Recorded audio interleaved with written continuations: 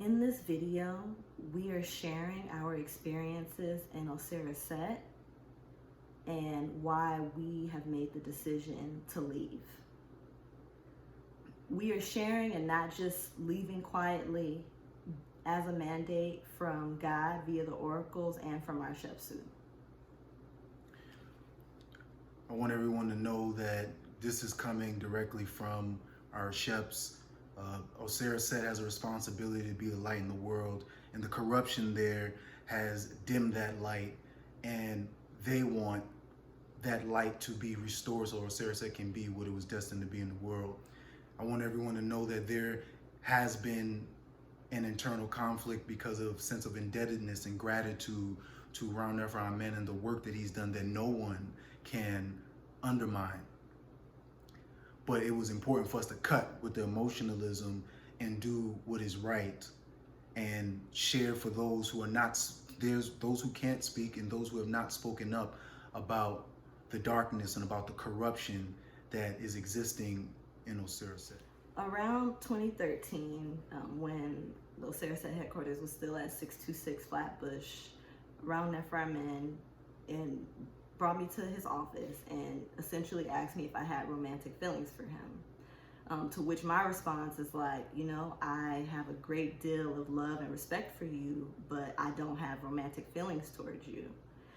And his response was essentially that, I was deluding myself, that I was playing coy, and that, then he told me that he essentially remembered me from previous incarnations. He said when he first locked eyes with me back when he visited Atlanta, when I was in the Atlanta Hesp, that he remembered, past life memories came, and that he could help me to remember as well, because there was so much passion, but that would influence my feelings or my decision. So,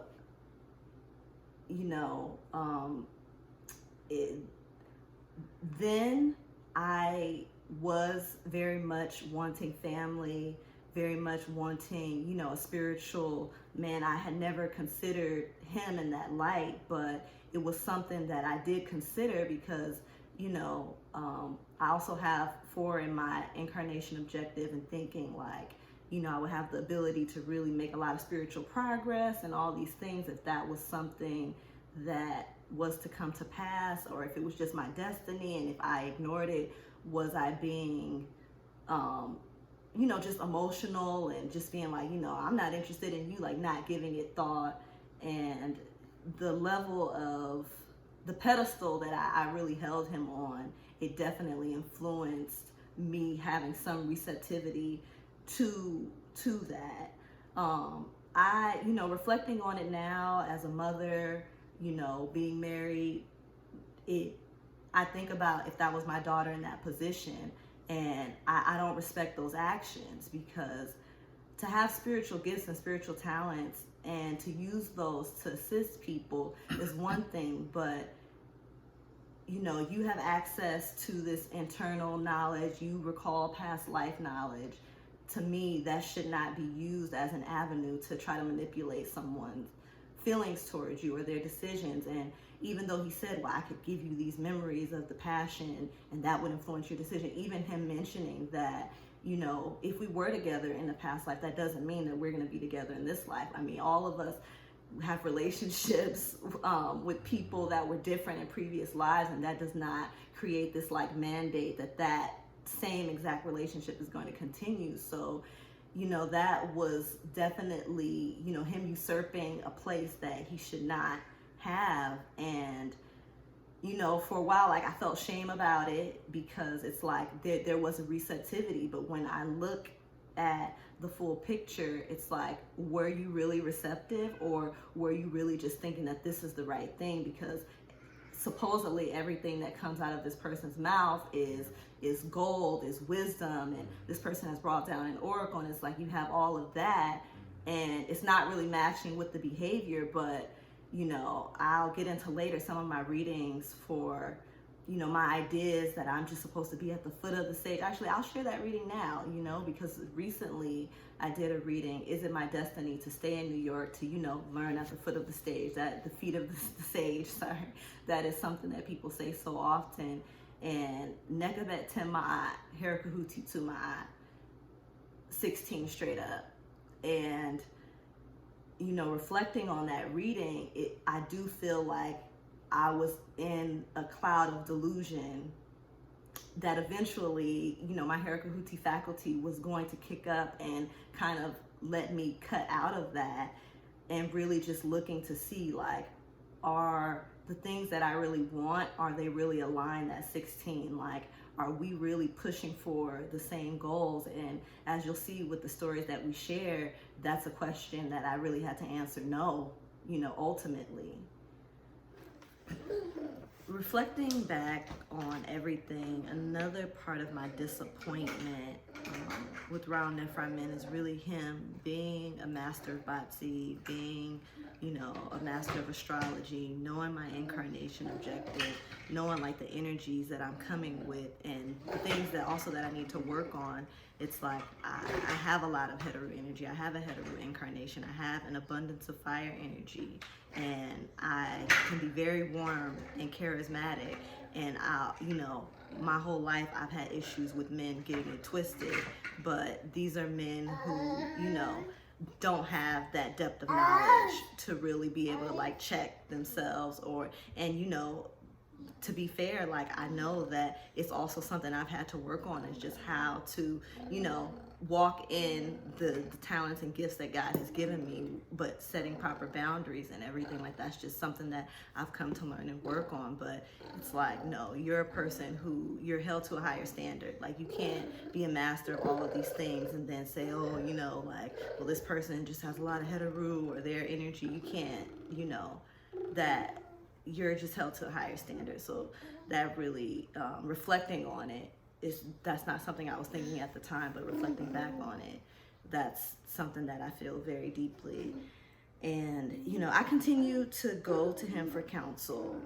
And again, it was this pedestal. It was people saying, like, if you really want the real counsel and, the counsel that's going to really help you, and make sure that the counsel is accurate, that he is the only person that you should really trust to that level. So, and then also as a sage, I felt like he could put his feelings aside and just be impartial to really guide me into, making the right decision. Because, when you have the incarnation that I have, dark deceased, Heteru incarnation, people are constantly like, it's the relationships that, can really undo you. So for me, it was like, I really wanted family. I really wanted a relationship, but I don't want to make the wrong choice and end up, not living a life that honors, my Shepsu, that honors my enlightened ancestors, that furthers God's plan. So it's something that, I took very deeply. And I remember, in counsel, the recurring theme was just that I just did not know how to pick a good man, did not know how to pick Heru.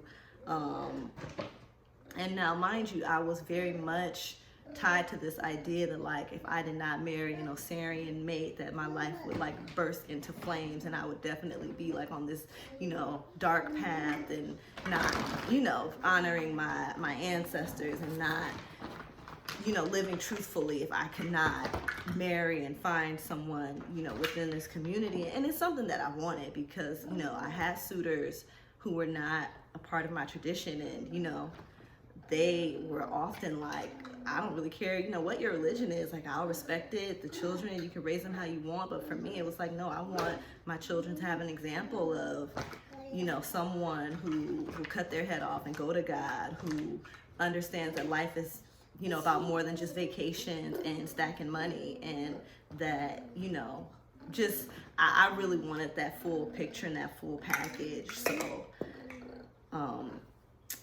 keeping that in mind, there were people that I did entertain, or I felt that it would be a Tahuti violation not to even ask God, like, if someone was interested in me. People that on the outside, I would not give the time of day, honestly. But within Ausar said, it's just, such a small pool of, people that it's like, all right, let me just see, what God has to say about this. And there's many times that I felt compelled to make those decisions. So, being criticized constantly that, I just have like the worst judgment and don't know how to pick people. But it's like, these are also the people that are in a community that, that like, where's the accountability to, these are the people that are like in front of me that are supposed to be here. Like, this is, I just often felt that it was really on me, and it was really imbalanced. And when I really reflect that there are so many devoted, sincere, single women still wanting family, still wanting mates, and as a community, Sarah said, it is not doing enough, because it should not fall on you. Like, if not having a family, it's almost like, well, did you do your, and it's like, yeah, of course we should ritualize for our goals and the things that we want, but when there's just such a it's just like it's a community and an environmental issue as well. Like, it's not just on these women, because I know many incredible women who, honestly, if they were in the Christian church, they would be married right now, like, but just being very devoted. And I understand, because I had and have that same devotion, but it is something that really needs to be addressed community-wide, and not just put on women as like, all the rituals you're gonna do. It's like, at some point, can the community take this on as an issue and really put the money where the mouth is, where the rituals and the things on a community-wide level to really bring the men, and for the men that are there that, the leaders or people are saying, well, they're not really suitable to, be a husband, or then where are the rituals, where is the initiation, where is whatever needs to happen, so that the women in this position have suitors, and suitors, plural, like, yeah, so. Not just the default. Yeah. In our counsel sessions, Raul Ephraim would often state that he just wished that he could fulfill, my needs for family and for intimacy, but that his current wives wanted more time. And I remember distinctly him laughing one time and saying, yeah, they want more time, but I'll tell them all the time, it's the quality, not the quantity, ha ha ha. Like, just reflecting on that, it's like, if you know that you're not in a position to, fulfill that need that I have, again, it just begs that question, like, why are you putting it out there? Like, why are you putting it out there? If it's really, truly you genuinely wanting to fulfill a need, and you can't fulfill that need, then you would never insert yourself, even as, it doesn't make sense for him to say that, like, his intentions were really, for me to have this family and all these things, but you're trying to arouse these feelings in me to have romantic feelings towards you, but that you don't really have the resources, the time, the energy, nor the support. He shared with me that even his latest wife was very challenging, with his own family, with the community. So that's just something, reflecting on it, getting out of this delusion of just feeling like, this person can be so impartial and just have, a pure heart. Even if they have these feelings, they can be so impartial. Like, that impartiality, it never really was there. Thank you. There was a kiss before in counsel. It wasn't, he kissed me, and I will say, like, it was a time that I was very vulnerable, confiding in him, like, just being unhappy with the 7 whole years of, being single, working, being devoted, and just nothing really materializing in terms of a husband, in terms of a mate. And it never escalated to anything more than that. But just definitely, you know, it was a boundary cross, a definite boundary cross. And near, I think it was like the end of 2017, beginning of 2018, he told me, you know, well, there could be an opening, you know, as far as me becoming a part of that family. And, you know, by that time, I'm grateful. Like, I had already decided in my mind, I was consistently ritualizing and just like, I'm gonna attract what I really want, which was someone, you know, closer to my age, that I can really grow and develop with and have a family with. So it wasn't even tempting. It was just kind of like, look, you know, like this is what, like 5 or 6 years from the initial, you know, trying to kind of reel me in to now say, like, it just really didn't make any sense at all.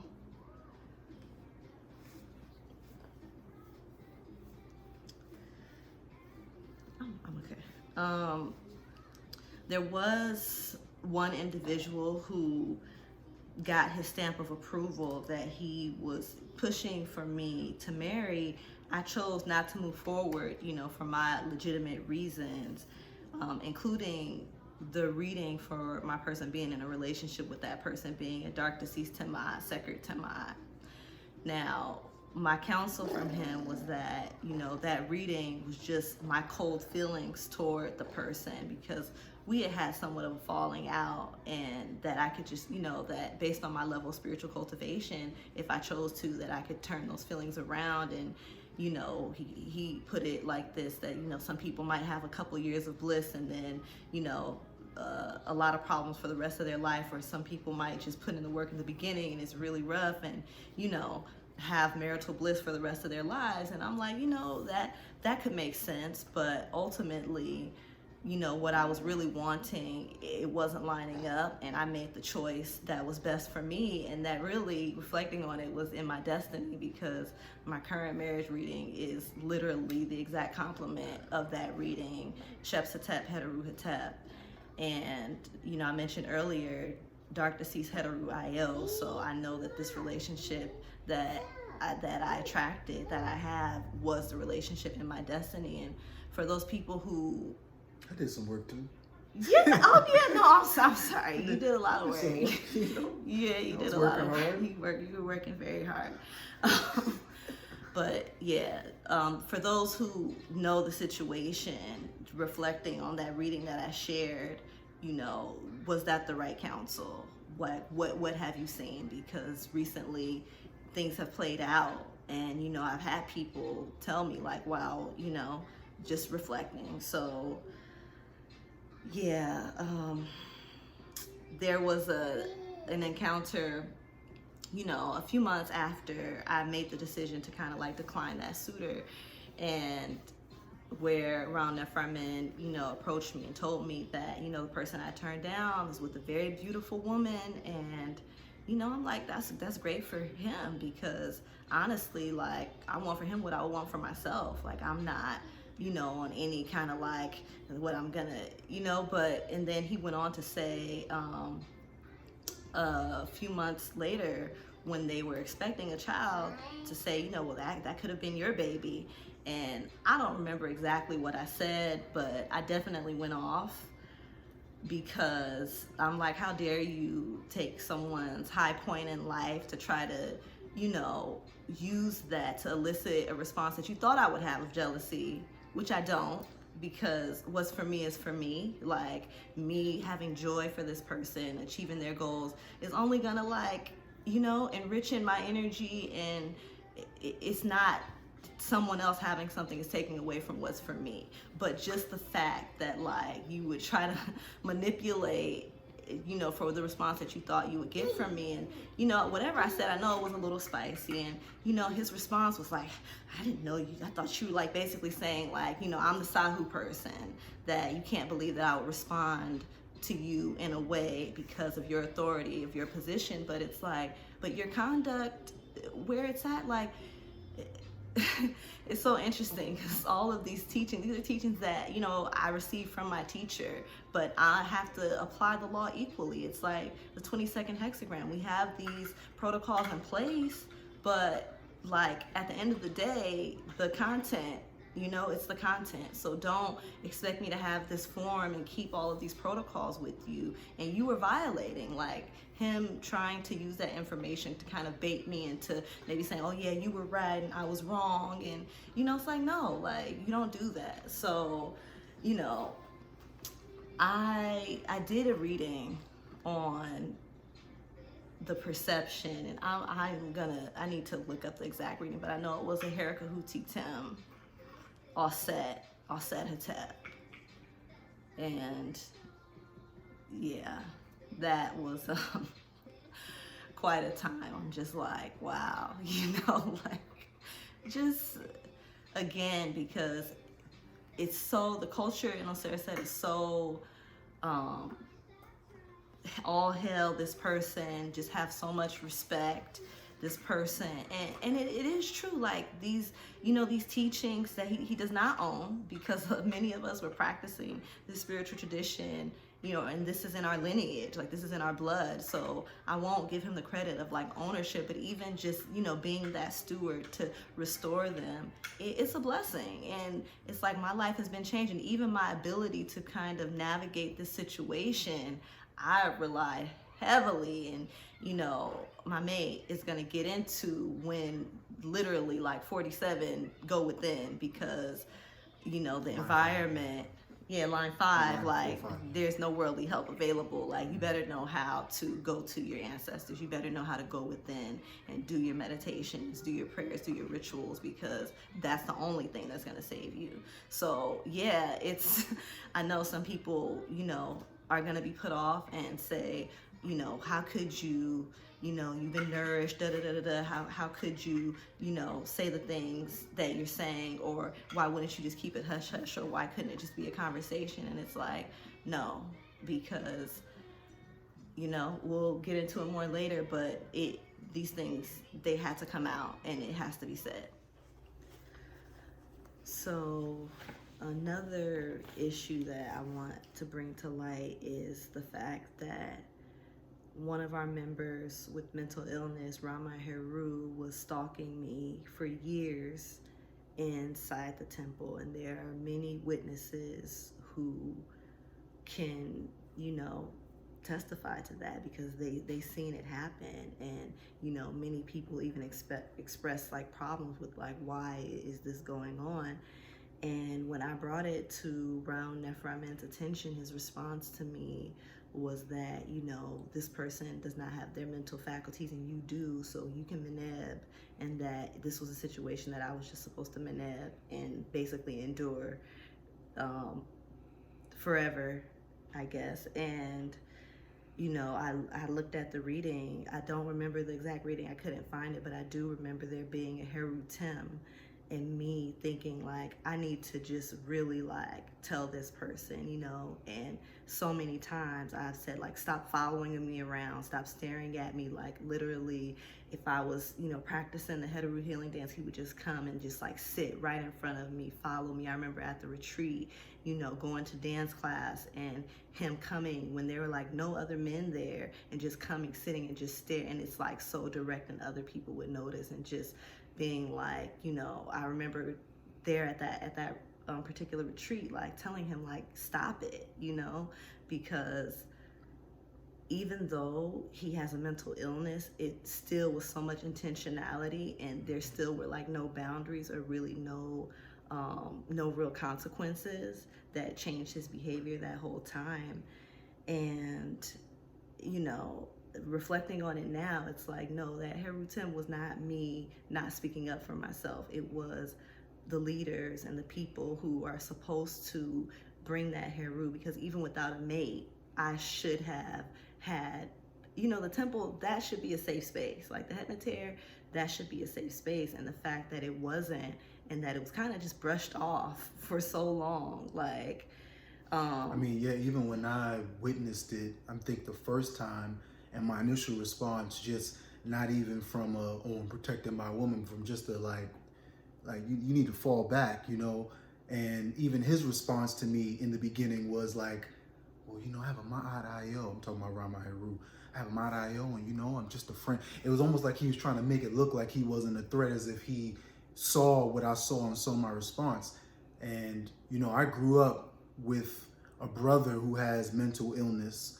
So I'm not saying I'm an expert or I'm a psychologist, but I can tell you that, you know, everybody's mental function is not so far gone that they can't be intentional about what they want to do or what they don't want to do, you know. And if we particularly talk about the four brains and Meneb and stuff like that, the reptilian brain can still sense a threat. The reptilian brain can still sense when there's a boundary that should not be crossed, you know. And his intentionality was not just expressed in when I, you know, approached him or gave him that energy, how he tried to act like he was my friend or something like that. But even, you know, later on we get to that about him coming, you know, to the building, but something just seemed really out of place for him to be free to do that. And when I asked her saying, well, you know, Shurkin told me to be at peace, it was just really strange, you know, like I was like, be at peace, like this, you know. And then when I hear about the story and it's like, you know, you're saying this is stalking, this is sexual harassment, you know. And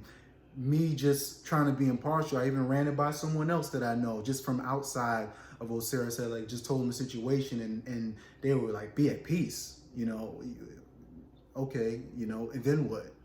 You know, it doesn't mean that this person doesn't need to be restrained. So yeah, and I think that, you know, reflecting on it, and you know, thank goodness we have meditations and counsel from our Shepsu, just how to heal and move on from this situation. But the kind of disappointment, because people always make that association of like, you know, these spiritual people, they don't do nothing and they don't want to. And I'm always like, no, we just are trying to move in harmony with the law, to move in harmony with God, and not let, you know, God's will be usurped by our own just animal knee-jerk responses or whatever. But this is a prime example of like that kind of like pacifist attitude, or just, yeah, be at peace, and you know, like, we're working on it. I'm not gonna say that. He always would say, like, you know, there's some work being done, but it's like, no, there's certain things that are like, yeah, work on it, gradual over time, and then they're like, cut, like that should have stopped, you know.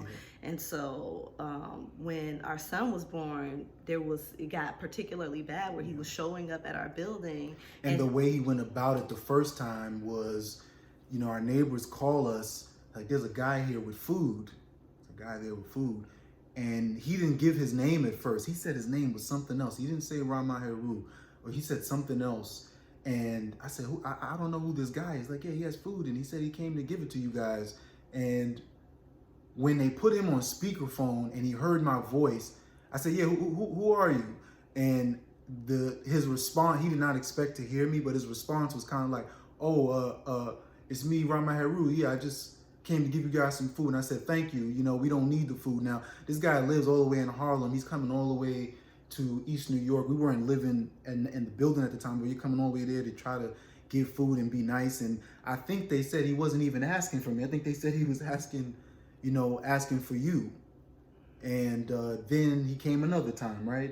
Yeah, it was like, it was repeated times. And I think that, you know, I've always had an instinct that it wasn't correct, but having Turkai Peck and just feeling those boundaries being crossed of like, this is my home, you know, this is, even if we weren't currently living in our building, like, you're showing up at my home. Like, I was like, no, like, this ends now.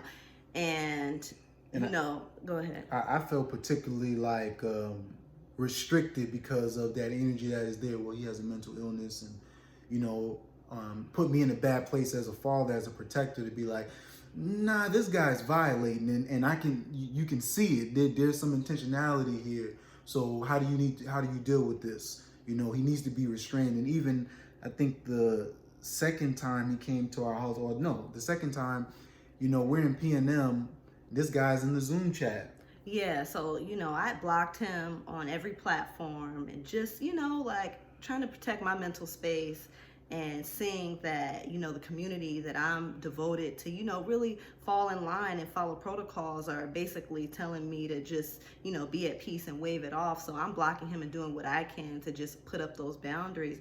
And he messages me during, it wasn't during the hetero ritual on a Zoom, private messages me kissy emojis asking, you know, can we meet Can up? we spend some time? Can we spend some time together? Yeah. And So what I did is I just responded to her and I said, yeah, just wait there. I'll be over soon. He's sending kissy emoji. Okay, see you soon. And I roll up there. You know, I did my reading on how to function with him and did my meditation and went over there. And of course, he was surprised to see me. Told him to get down off my stoop, you know, come down the steps. And the way that he looked at me as he's coming down the step, the arrogance, that was in his eyes, that it struck me as someone who I had not enforced that boundary the way that it needed to. And part of that was this restraint or this energy or these words. Well, he said, be at peace. But it just something in me was like, something's not right. He needs to know that he cannot do that. So I let him know never to come back. Don't ever come back here. I brought the energy that I needed to. And he left. And I think, was it after that he came back again? I don't know, maybe a month later. And the funny thing about these situations that I personally noticed from me paying attention is that it kept happening during the Hurricane cycle. It happened May of 2021. Then it happened again. And was it October towards November of 2021 when you got a call, right, saying that he was going to another of the sister's house. And I was just like, this is definitely a message from Hurricane, particularly like lay down the law, you know, put the boundary up. So when we had spoke probably in that May, I don't know what, I think he came back and he was telling the neighbors that, you know, that I raped my wife and that our son was really his son and all this stuff, bad mouthing me to neighbors who really don't know me. They've seen me around, you know, for a few years, but they really don't really know me. And when we spoke about it on the phone with the Shurkum, he said out of his own mouth that he needs to be restrained. But he said also that this guy had also sent messages to one of his wives.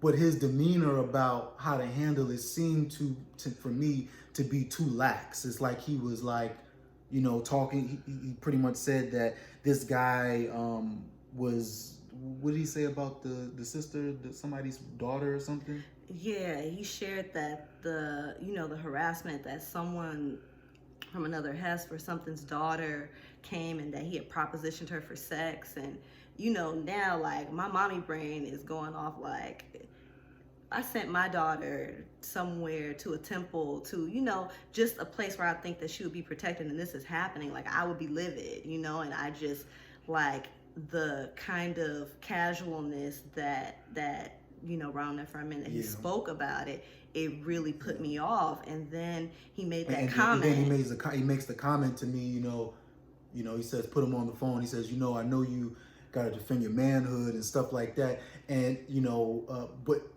that comment bothered me from the perspective of he made it sound like I was just going to emotionally respond. Or it's to just this like person. An ego thing. It's like, an ego you just want thing. to show your dominance. It's yeah, like, no, just like this, that person should not be showing up at people's houses, you know, and saying the things that he's saying. And then he said, you know, you could just be like, you know, Shurkum Bakinti. You could have just drove him home. That was the correct conduct to someone who has years of sexually harassing the woman you're with, and then they show up at your doorstep. Oh, you know, drive him home. That's great spiritual character. That seemed to be a grave violation of, or a grave excess, you know, response to the law of my. To me, that wasn't love or giving for me to do that. That wouldn't have been love or giving. It would just be another message that it is okay to keep crossing these boundaries. Yeah, I'm sorry. No, go ahead.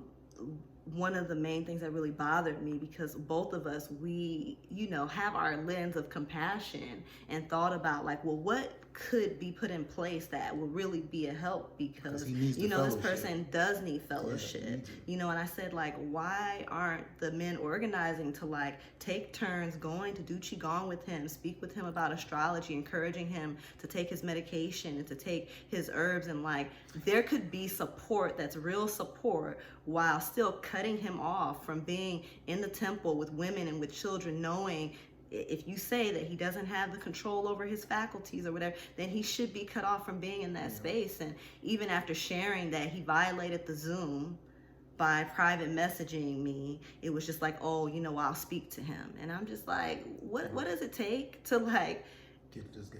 That doesn't. And I wanted to, just because, you know, like I said, my brother, I have a brother who has mental illness. I wanted to, I mean, I'm like, this guy's in the Qigong. He just wants, you can tell that he just wants fellowship. He wants friendship. He also wants a mate, you know. But I said, you know, I don't have a problem with sacrificing and going up there and going up to Harlem and doing Qigong with him but I knew that could not really happen because of that energy that he had and the lust that he had, and it wasn't going to be taken, you know, the way that it was really, you know, the way that I was putting it out there. So yeah.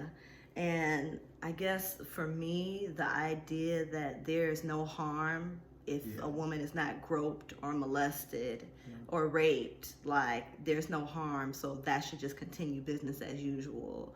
And especially, you know, when there is, you know, teachings that are preaching about the psychic side of life, the spiritual immunity, the psychic immunity, the Wajet Nekabet, the psychic bullying, you know, or people sending negative emotions to people. And it's just like, it shouldn't have to take for somebody to get physically assaulted. And if, you know, one would say that they're going to be better than the culture, you know, then that action, you know, action on, I mean, to me, it's just, if someone has that lack of ability to control themselves, they've already displayed sexual harassment behavior, you know, they need help.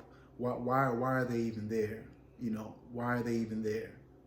They're not taking their meds. This is what he told us out of his own mouth. I mean, around there for our men, you know, that this guy's not taking his meds. So if he's not taking his meds, you know that he has these issues. He's doing massive amounts of Qigong, which, you know, is only making the issues worse, you know, then why is he there? Why is he allowed to continue to be in the community? And the way that it was also presented to us was that, well, you know, because when we were like, we're just going to call the cops. Right, well, no, don't call the cops, because this black man is going to get killed. And it's like, we don't want a black man or any black person to get killed. But then what do we do in that you know, in that situation? Who's going to restrain them, you know? So right. And just, you know, are you going to share the reading? The reading, yeah. So I did a reading, you know, I asked God to comment on, you know, the Shekham's response to this situation, him labeling things non-threat, things like that. I asked God to comment on the situation.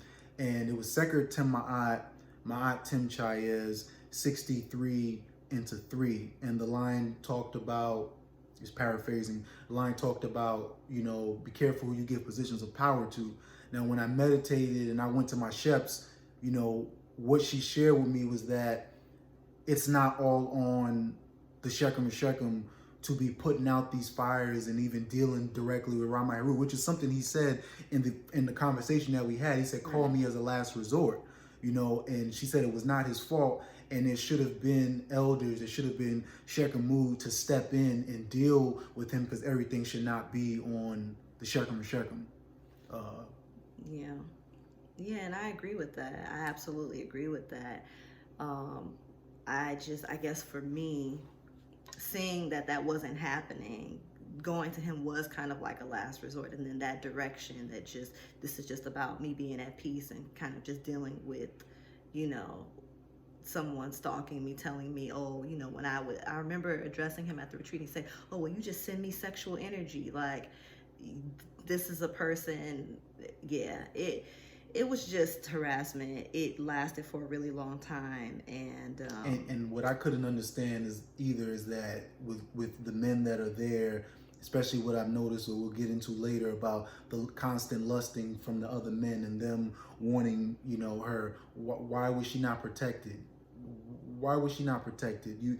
There's men who would say that they're her father. You know, they see her as a daughter. Why was she not protected? Because if her father was here, from what I know about him, speaking to our uncles, they would not condone that, and many men on the outside would not condone that. And I think that's a part of the issue with, you know, like we're speaking about with the whole, just because you're spiritual means you don't ever use force, or you can't never use force. And it's like, her Gucci's on the tree, you know.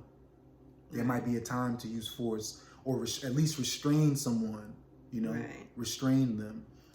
So Yeah, and it also it put us in a situation because I'm like, this person, is provocative, but I could see a situation of him like, you know, antagonizing, crossing a boundary, and then if you have to physically check this person, lying about it, fabricate, like this is all very well within, unfortunately, the mind that is, off. And it just really put us in a position where it was kind of like tying our hands. I remember, being very direct with Round Nephra Men, like if he shows up again, I'm calling the police, and him just saying, well, you need to really think on that and everything like that. And ultimately I did stand down because it's like, if I'm going to be in the community, then I have to submit to, the will of the hierarchy and all of those things. And when I did like acquiesce in that phone conversation, it's like, yeah, because you can get kicked out of priesthood, and you can get, and it's just like, so, someone harasses me for years, and then I decide to, enough is enough, and then it's just like, well, you're not following rank, and you're not, it's like, it's just really, really backward. But yeah, that's all I really have to share about that. Yeah, my thing is just, I was very, being a quote unquote newcomer in as far as the community goes, I was very thrown off by the fact that not only that it was happening, but that I was just like, where's the protective or the male force as a spiritual community? The women should be safe here. It just struck me as really off that there was not someone there, to say something. And we're talking about the name of certain? Not yet. I think we should later. But so things went public, when the telegram and all the messages and all the stuff, and then when all the people were brought into it, there was, the largest response that really ever happened, when, his daughter was brought into it and different things, and that was the biggest response. And it was kind of like, you have to speak out and say these things aren't true. He put it right back on us that, oh, you guys got to go say something now, after saying kind of leave it in his hands, or call his moot if he shows up, or just pretty much stand down, don't do anything. And then when that happened, it was like, oh, you guys got to go say something now.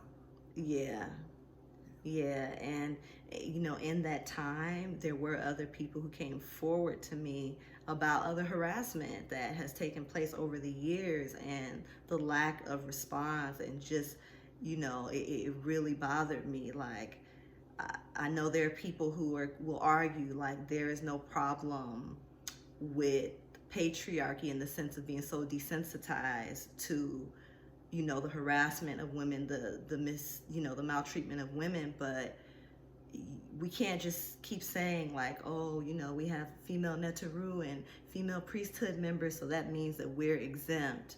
It just reminds me of the, people saying, oh, we have a black president, so racism is not an issue. I have my one black friend. It's like, no, I, commend like our spiritual traditions that, elevated and worshiped and understood, the divinity in women, and made sure like, yes, that should be respected and that should be applauded.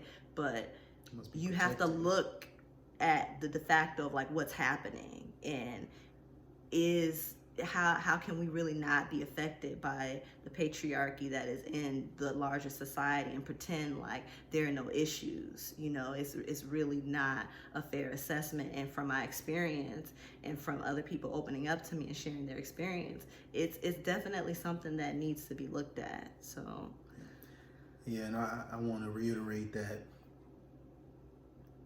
Rama Heru needs help. He needs fellowship. There is mental illness there. There are issues there, and he's not an enemy. We don't view him as an enemy. We never viewed him as an enemy, but having affection, or having, compassion from someone doesn't mean that a boundary might not need to be set, you know. And I think he constantly talks about his Ma'at IO, and I think that's definitely a theme that goes on with him, those pushing boundaries, you know. If someone is showing up to multiple community members' house asking to speak with their wife, he's not coming there asking to speak with the husbands. He's like, hey, I want your wife to come outside, you know. At like 2 a.m. At like it's like that. And yeah, that's not normal, and that's not okay, you know. And he needs to know that. Clearly he doesn't think it is, because if it, you know, he keeps showing up, you know. So yeah. All right, so I'm going to talk about my experience in Auset in the last overall maybe 6 years. But first, I'm going to give a background bio on myself, really because 3 people probably took time to really care to ask me questions about my background and try to get to know my character. And, you know, my character has been thoroughly slandered, and there's been so much mislabels that I think it's important to see the character that was built even before I even got to Auset. So the first 8 years of my life, I was in foster care. Went into foster care at 10 months old as a newborn for abuse. Went back in at 4 years old for really serious physical abuse, and went back home to live with my mother at 8 years old. You were in the hospital. I was in the hospital when I was 4 years old for a pretty long time because of what happened. And that I was the only one that thing happened to. And so when I went back home when I was 8 years old, there was still abuse, but it wasn't to it was still really bad. It was still cruel, but it wasn't something that I needed to go to the hospital for, to put it like that. The damage was really more on the mental and the psychic level, constantly being told that, you know, I'm not liked, I hate you, you were an accident, constantly being blamed for things that I didn't do, and pretty much singled out from all my siblings. But so from very early on in life, I learned that I was standing out, or I needed to stand out. But also very early in life, given a lot of responsibility, even within that, you know, situation, having to, you know, care for my brothers, care for other people in the neighborhood, take them to school. It was very early on, 10 years old, 9 years old, being given those responsibilities. And then by the time I was 15, primarily on my own financially, you know, mother really wasn't taking care of me too much anyway, between 8 and 15. And there was points where, you know, we went to bed hungry. You know, it was like these real serious stories that you hear about, that, you know, if you from New York, if you heard in the daily news, and just really bad stuff that you would hear about, you know, that other people also went through. So by the time I was 15, primarily on my own, you know, I started working at 13 years old, and, you know, buying my own clothes, buying my own things, because my mother would not do it for me. And externally, I met my first male role model when I was 19 years old. You know, I didn't have a father. I played basketball. I was really good at it. Tried to get guidance that way, and it came here and there. But ultimately, the way that I survived all of those things was my Shep Su guiding me. God still guiding me, still protecting me, because the things that I went through and made it through, there was no way that was all on me, or no way that one young man could just do that on his own. But that built a lot of internal strength, a lot of character, gave me a lot of experience. It gave me a lot of responsibility, a lot of heru at a very early age. So I'm saying that not to get pity from anyone, not to try to get support, but to say it because that character and those experiences that many people who will be watching this video that know me before I came into Auset will attest to, will big up, because I will say before I get into the details that as I was going through these experiences in Auset and dealing with those very low points that somebody might call depression, but being very, you know, dark places from, you know, my character being undermined and the things that people were saying about me, when, you know, Nater, God blessed me to where I would run into some of those people from my past, like every couple months, and the accolades. And not to say that I was looking for accolades, but when you are in one of those places where so many negative things are being said about you that are not true, and you're looking for the light, right? And you're not feeling the light within so much, because I was doing a lot of meditation, you know, and connecting with my ancestors, but run into those people from the past and the things that they would say, I would say it was sad because I would try to fight them. Like, no, that was the old me, because this idea of that, oh, the old you before you came here is it's just sahu, it's just dark, just cut it, leave it. And that's, as I'll get into, that's one thing that was actually said to me, you know, with all the things that you shared about my responsibilities and everything like that. Right. It was told to me that no, that was then, this is now, you know. So let me first start with Ron Amen. I am from New York. I was working as a flight attendant. Worked as a flight attendant for 5 years. When I first came to my first open house, it was after the equinox of 2015. I had just moved from New York to Detroit. So I personally asked him, hey, you know, asked him about my name. I remember clearly, I asked him about my name. He said, get your name legally changed. I got my IO done. I asked him, is there a community in Detroit? He said, no, Chicago, you know. And I go to Chicago, I study there, you know. I'm taking flights every Sunday, hour trip both ways with my flight benefits. That's how devoted that I've been, and that's how devoted I was. And, you know, the elders there, you know, I really appreciate them because they took me in like I was one of their own. They really, you know, and they even told me that devotion that I had was devotion that they did not see in people who were even living there. I moved out of Detroit. I was in Detroit for about almost 3 years, about 2 years, almost 3 years. And I moved to Atlanta. I had to do some rebuilding there with, you know, my sister and some other family members. And I went to Atlanta HESP. I was there for maybe 8 months, almost a year. But as a flight attendant, I was commuting back and forth. I was living in Atlanta, but my base was in New York. So I would commute back and forth from New York to Atlanta. And that's also how I, you know, connected and really ultimately decided. I was already considering moving back to New York in the first place, but that's ultimately how I really decided to move back, as a part of why I moved back to New York. So the whole time from Chicago, especially in Atlanta, you know, going to the Atafu conferences, all I heard was, you know, you hear about the respect for, you know, Ron Amen, and it's a respect that I still, even with everything, still have. And anyone who read my social media posts on Facebook, whatever, would see how much I quote this person, not as a fanboy, but as someone who really is thankful, someone who really has gratitude for the gifts and the opening of the way that has been done through his sacrifices to bring these teachings, to bring light to these teachings that really belong to all of us. So people would constantly say, you have a Tahuti IO, you know, you need to, my IO is Tahuti Wajet 14th hexagram. And people would constantly say, oh, you got a Tahuti IO, you got to go see the sage, you got to go see the sage, you got to be around him, you got to sit at their feet, you got to sit at his feet, you got to, you know, and that combined with my own just thankfulness, you know, made me think, well, my success in life cannot be without this person. I need this person. This person has to be, you know, whatever. And when I reflect on it back then, maybe even not having a father, maybe that was even something unconsciously that was there that I wasn't even aware of. But people constantly, oh, you got to go to the sage, you know, the sage, he knows everything, you know, you got to run everything by him. And, you know, my first PNM was Herikahuti cycle in 2018.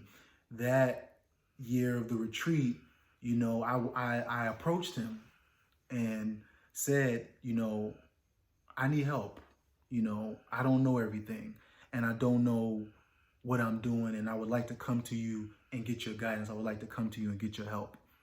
And his response to me was, you know, okay, you know, we'll talk about it more when we get back to New York. You know, I have to, you know, essentially he's trying to be impartial. Like, there's other people from other HESP here, you're from New York, so give other people the opportunity to come and speak to me. And pretty much, you know, did you get, you know, if you got good counsel from Chicago and Atlanta, follow that counsel. and go back to New York,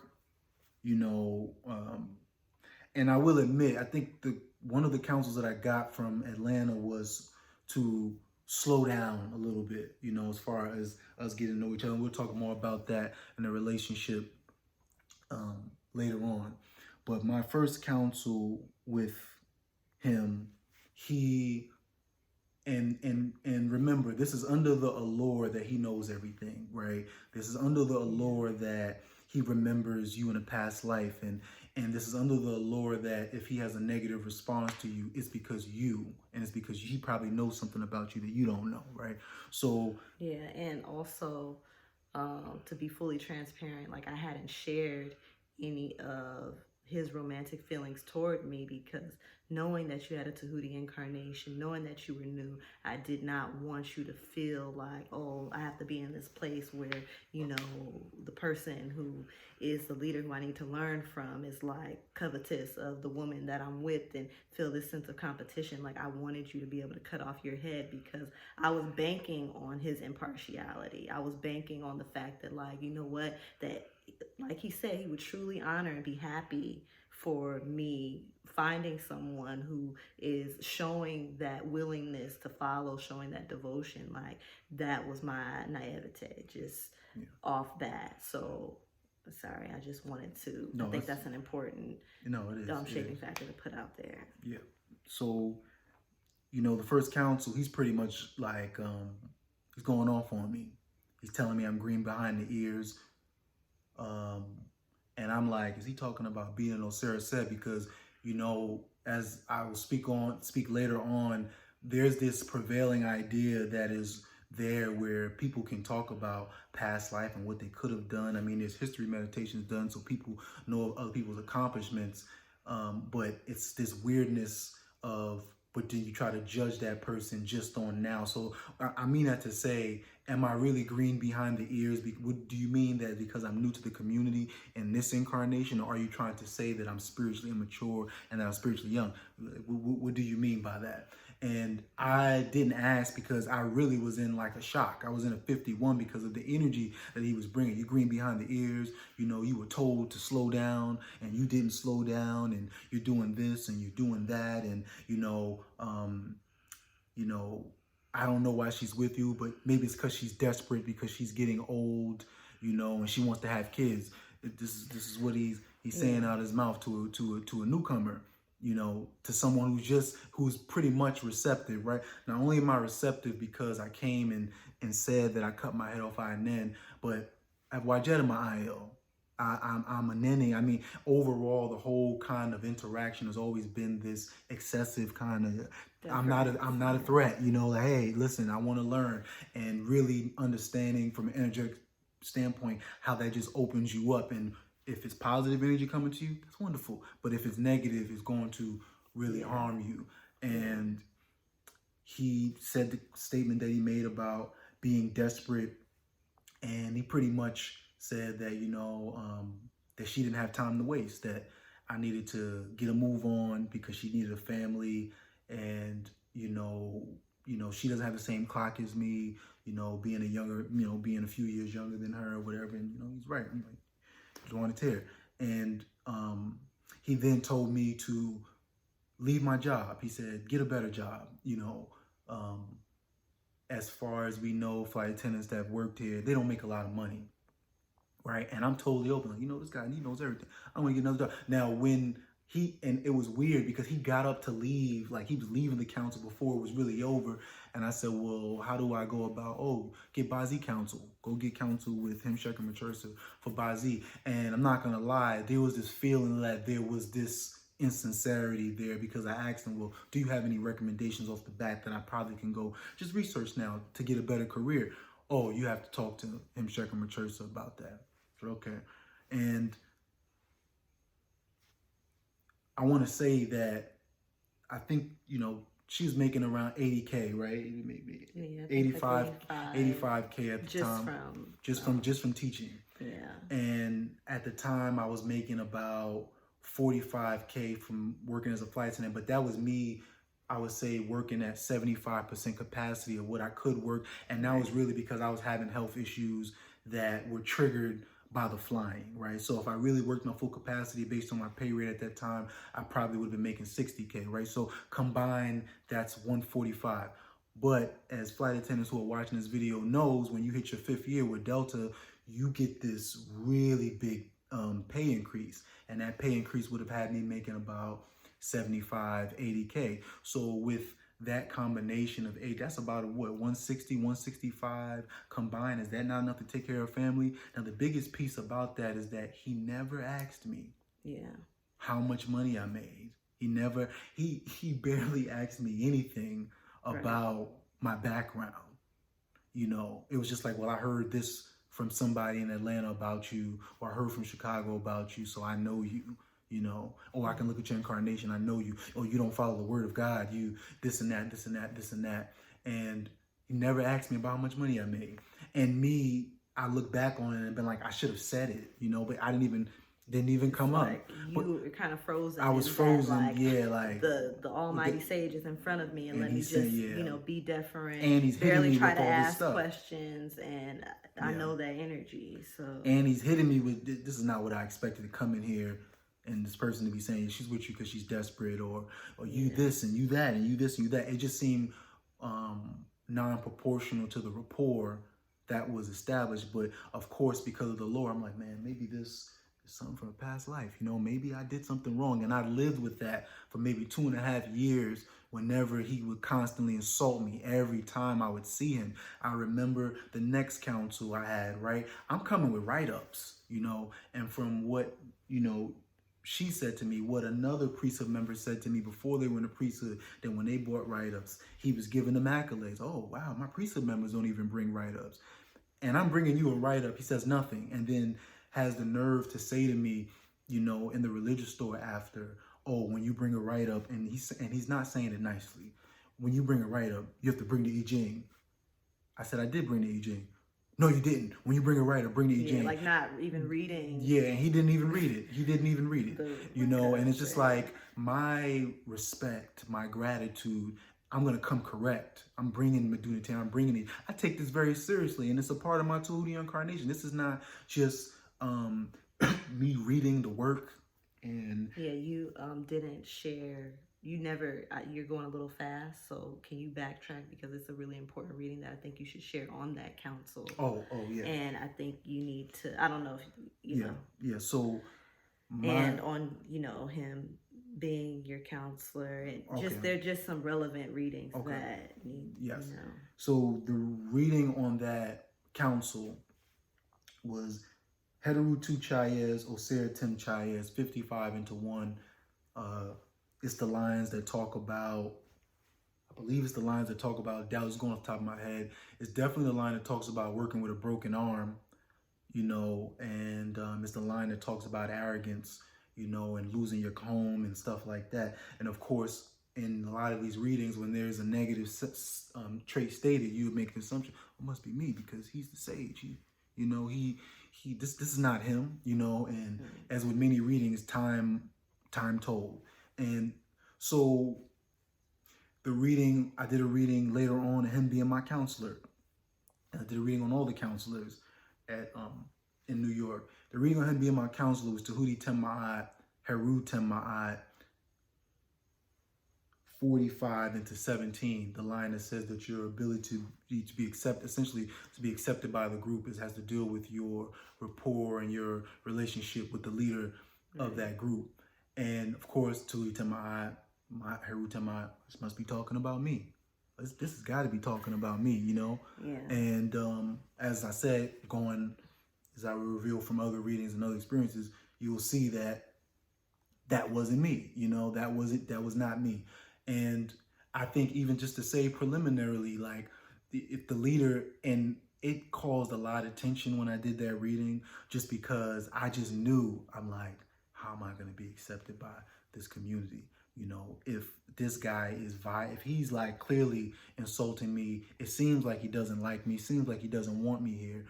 How am I going to really be able to engage in this community? Of course, already my social relationships are not the same because, You know, it's like, well, no, I can't be with the Sahu people. I have to be here in the community. These are my friends, you know, these are my friends. These are my people here, you know, and it's like, but this energy is coming from this person. And I would even say that 17 has to do with the lack of relativity, going back to the question about the statement about leave your job. Like, oh, flight attendants we have flight attendants here, they don't make that much money. Like that, how long ago was that? You know, how long ago was that? Because flight attendants make money, especially if they have a certain amount of years.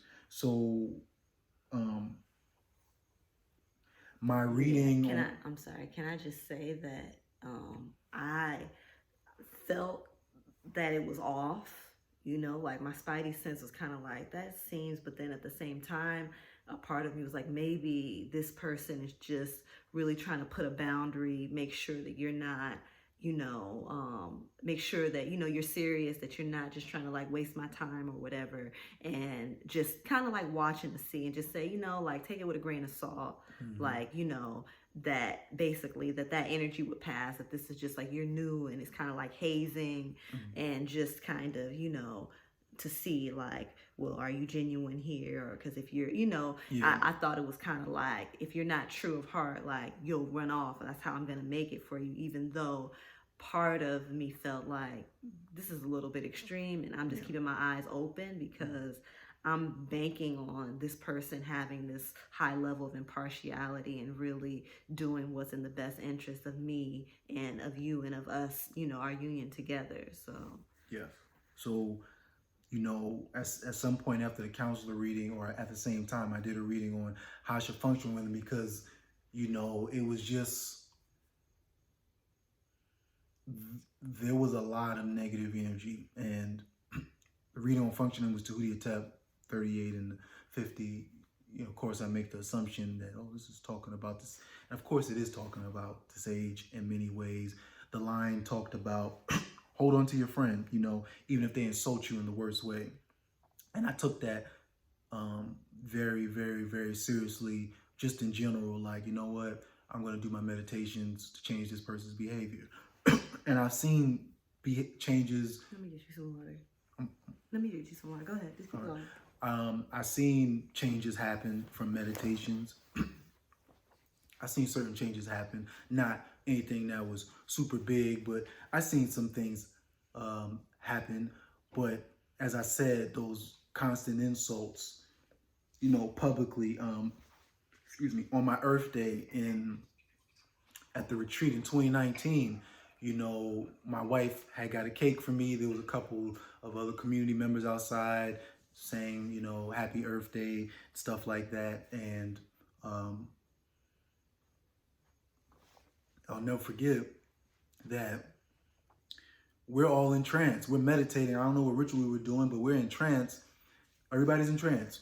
And he brings up, you know, birthdays, you do a meditation, and I'm not disagreeing with any of doing a meditation for the birthday or whatever, but, you know, and I could have swore he didn't use the word idiot, but he pretty much sounded, I think he said it was foolish to be, you know, doing cakes and stuff like that. And it's just like, you know, I'm in trance and I'm like, let me just focus.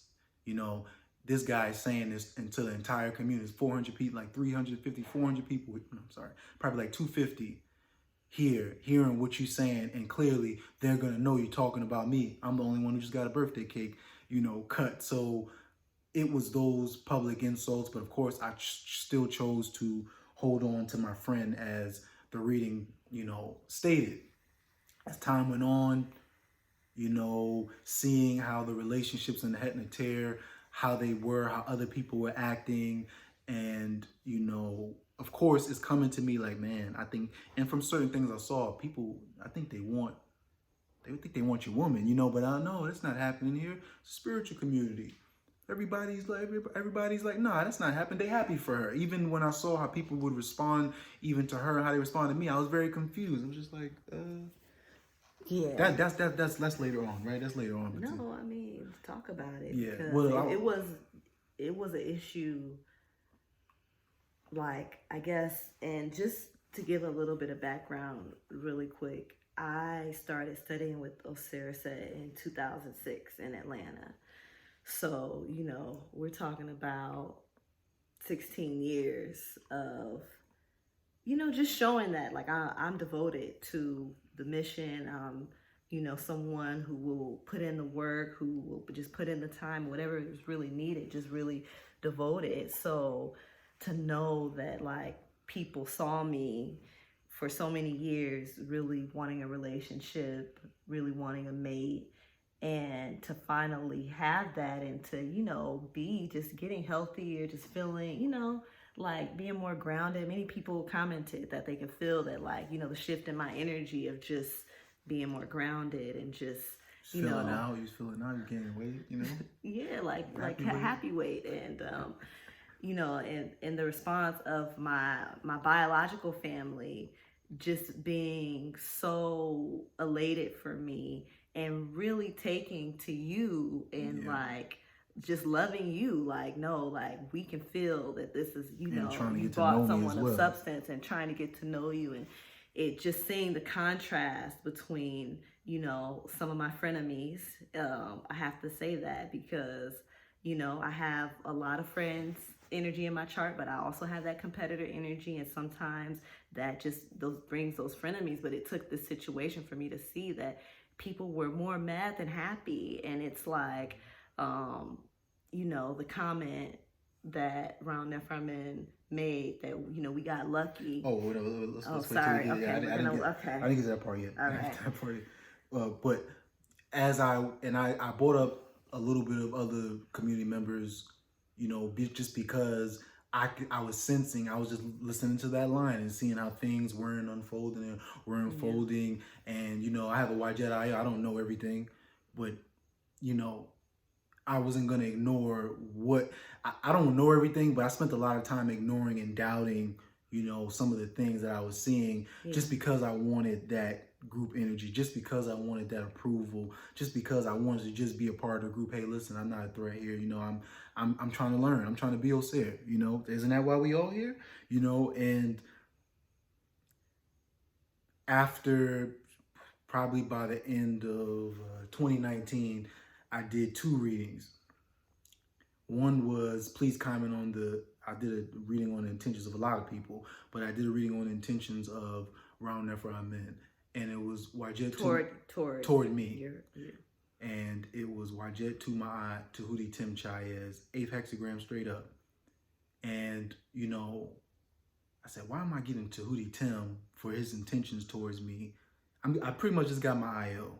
And I got the 8th hexagram, which talks about unity. It talks about a leader who's tranquil and all of these things. And that was God telling me to be impartial. Has this person been tranquil with you? Had they been so on and so forth? Now, I'm not saying he doesn't have that in his larger character and his larger resume and those things like that. I'm talking about my personal experience with him was not like that, And the only thing I thought about with the 2D 10 was that, is there some jealousy here, or he doesn't want for me what he wants for himself? And that really played out. It really played out. The other reading I did was please comment on how my relationship with him will improve my incarnation objective. Because once again, everybody's like, go to him.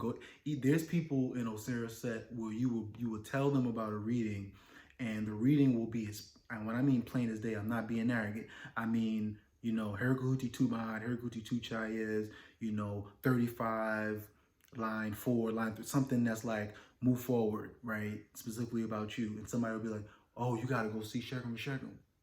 You got to see Shekum. Or when you get a Tahuti Atep, immediately it's him because he knows everything, right? And so I did a reading on how my relationship with him would improve my IO. And the reading was Dark Deceased Tim Chayez, Heteru Tim Chayez, 61 and 26. And I believe one of the lines talked about insincerity. It goes from laughter to weeping. And I got to tell you, that's how it would go most of the time. There was insults, and every now and then, hey man, how's it going, man? I heard you box, man. And it would just, but even when those things would happen, I could sense how tense he was, even to do that, even to laugh, And another thing was like, why am I getting my wife's IO for the improving my relationship with him? Right. This is weird. And once again, it's a dark deceased reading, which is by his own account, his own words, that this is the worst reading you can get in the Manipulative Oracle system. So essentially, God is saying that my relationship with him would ruin my incarnation. It would be ruined plans, or I would not get to where I needed to go. And once again, this is all shocking for me because everybody, and it's not just what people told me. It's like the aura in there, the environmental energy is you can't move or be successful without this person. Right. You can't do anything without this person. And that just added to the loneliness that I felt already, and the isolation that I was already feeling, where it's like, man, now I'm talking to this brother and I might tell him about a reading, or talking to an elder and they're like, oh, you got to take that to Shurkum. And it's like, I can't take that. If only you knew. Yeah, I can't take that to him. Yeah. You know, so, but it provided me the opportunity.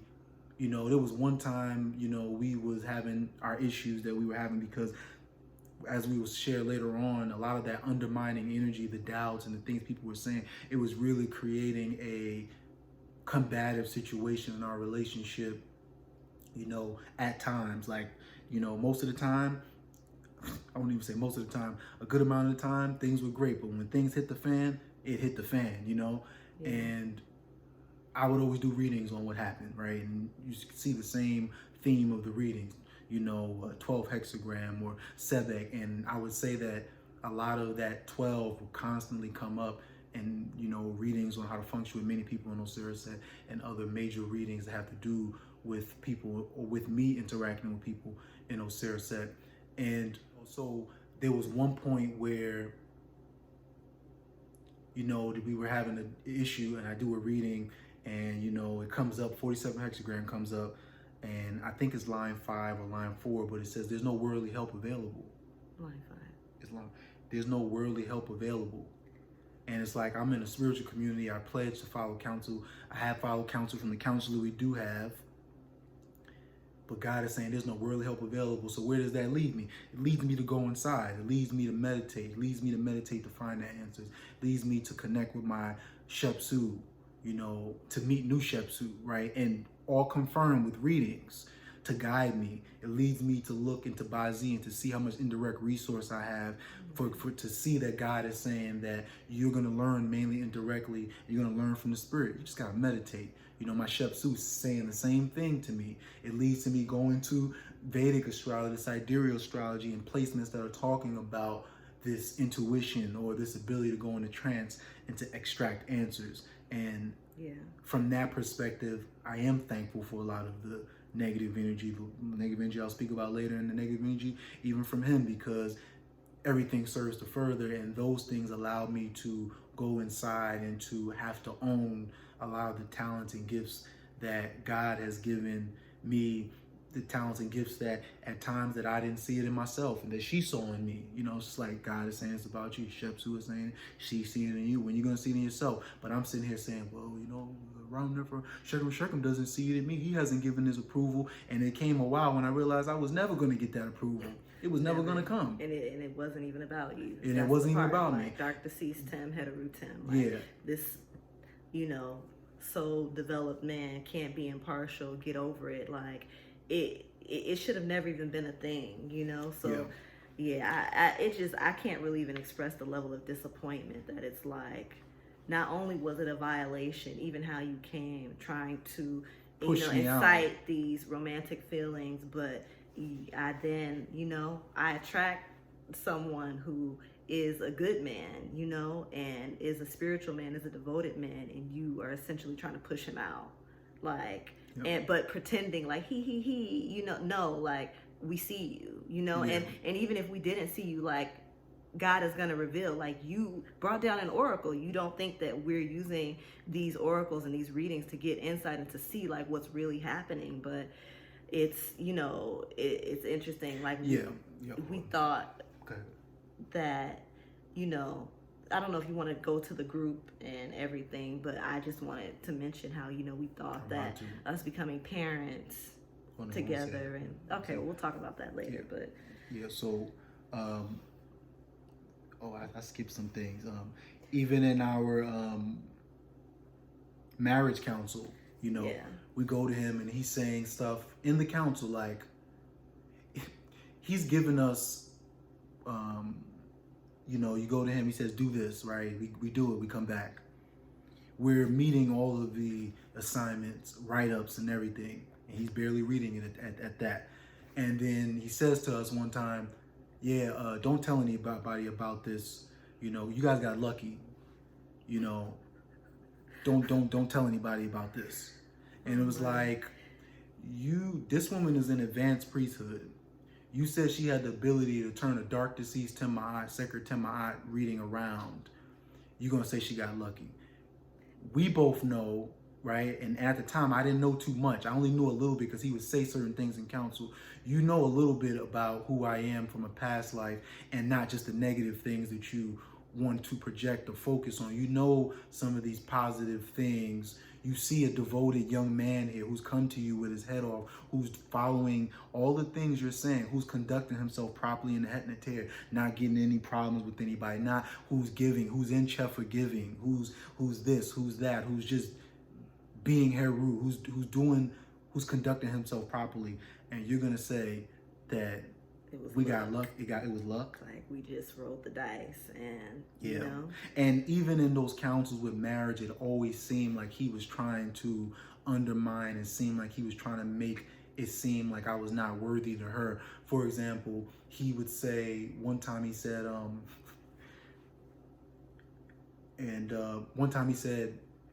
he tried to allude that me being a flight attendant was a waste of time.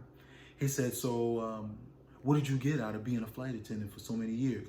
I said, well, honestly, I'm really thankful to you because being a flight attendant, traveling the world, and as a side note, I want everybody to know that it wasn't, people who know me knew that being a flight attendant wasn't just this twee or pleasure party and I'm taking a vacation and traveling the world. Of course that is there, but it was primarily for me an education, like The Alchemist, or Avatar: The Last Airbender. I looked at it as I'm meeting all these people. I'm vibing with people of different backgrounds, but I said to him, I got to test the laws. I got to test Ausar. I got to be impartial and see that, I'm coming from a grassroots kind of political, or one might say revolutionary kind of environment where people are saying foolish things out their mouth, like about white people. They don't have any spirit, and this person is this and whatever. And I'm testing out. Well, that person looks like they got a lot of heteru. That person has her kahuti. Why are you wearing green on a full moon on a Friday? All these things that were written in those books in Unity Volume 1 and all these books. I'm testing it for myself. I'm meditating, testing it, interacting with people, growing spiritually, And he says to me, jerks his head like he was bothered about what I said. Well, you could have just found that out by meditating. That's not the law of my like I just told you I put into practice what you said. That's how I learned, and you're gonna tell me I could have learned by meditating. I know there's things you could learn from meditating, what not to do, what to do, and get insights on things. But the way that he said it seemed like he just didn't like my response because, like as I said, I thought he was just trying to make me look like I wasn't a man, in front of my wife. Another thing he had said, which is what I alluded to in the beginning of this, beginning of my response, was that I wrote it in my counsel and I said it. Like I've been on my own primarily since I was 15, and that wasn't for him to get any proof for him, but to show like I have responsibility. Right. And your readiness for seriousness, because at the time you were 28 years old, 28, and some 28-year-olds are, have not carried the level of responsibility. So for you to be in the place where you're like, no, I want a wife. Like I'm not trying to be out here. Because I told him in the first counsel, I told him, I said, I want to. Or was it the second counsel? I want to marry her, and he got angry. He was like, well, "You don't even know her," and it went. Yeah, continue. No, that's So it was to show my responsibility, and when I talk about the community's response, it just really got me. His response, he said, "Yeah, that's good, but that's the past. Move forward." And once again, you're like, this is the sage. He knows everything, and whatever. And I'm like, partially it is. What about, what I'm doing now and moving forward? But how are you just going to negate an experience like that from a young man that's coming to you sharing that? What about the men here who are here that you're calling Heru, that you're saying that they're Heru? Because when I talk to them, they have the support, right? They were raised middle class, upper middle class, parents educated, lots of support, still getting support from their parents, still getting support from family. I didn't have auntie, uncle, grandma, grandpa, I didn't have any of that. So to negate my experience and the things that I had to go through, it was a problem for me, because once again, it was a time for me of great loneliness and feeling isolated, feeling like I'm being pushed out. And this person, and when I'm reaching for something that I know is mine, I'm running into people who know me, and they're saying, man, my birth name, Greg, man, you're this and you need to do this. And I'm just like, really? No, I can't do that. No, you need to do, you were like this and you did this. And it's like, yeah, no, you didn't need that. So it's like what I have to build myself from now is this undermining, this negative psychic energy from you and what you think and what everybody else thinks. This is how I have to formulate my sense of self if I have to leave that behind and deal with what I have now. Because what I have now is isolation, is darkness, is people saying, he's not a man, or people slandering and sending, all this negative energy that's creating, blockages in many places. And I'll give, and then there came a point where I realized that he was leaking, the counsel and saying things about me to other people. And one of the things that I found out, it took like 3 years for me to realize, like, man, he was telling his brother this. And it was a particular brother in New York Hess, where when I went and told him, this is in August, I went and told him, August 2019, I tell him, like, yeah, I went to Shechem and told him, hey, I want to learn and whatever. And he's like, yeah, that's good, because you went to him as a man and now he knows you did it. You're a man. And I didn't think nothing of that statement. And he probably said the statement 2 or 3 times after, and I didn't think anything of that statement. And, until 3 years later. And probably 6 or 7 months after that statement, we're in Chefa. It's like 3 of us, it's me, him, another brother, and we're in public. Round there for our men comes over and says, is your wife still bullying? No, not your wife. Is Shri Masu still bullying you? And, I got like extremely, your body, you get tense. But it's like, I got an end, right? I want to show that I'm going to show that I'm a good follower. I follow, and I want to show that I'm a good Osarian, right? So it's like with tension, I just was like, no, right?